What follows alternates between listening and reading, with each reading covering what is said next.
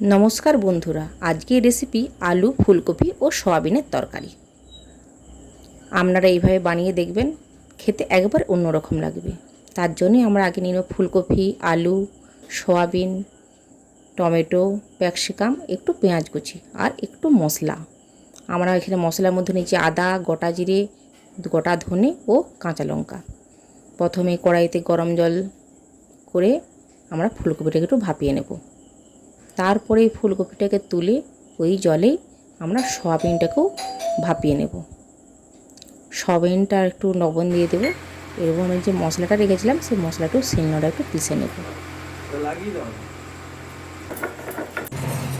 প্রথমেই কড়াইটা গরম করে ফুলকপিগুলো আমি ভেজে নেব এবং ওই তেলেই আমি আলুগুলো একটু ভেজে নেব ও সয়াবিনটাও ভেজে নিলাম।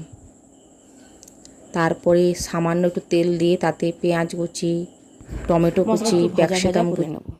তারপরে লবণ দিয়ে দেবো। লবণটা দেবে নরম হয়ে যাবে। আমি মশলাটা যে বেটে রেখেছিলাম সেই মশলাটা দিয়ে দেবো। তার সঙ্গে আমি হলুদ গুঁড়ো এবং লঙ্কা গুঁড়ো দিয়ে মশলাটা আস্তে আস্তে কষে নেব।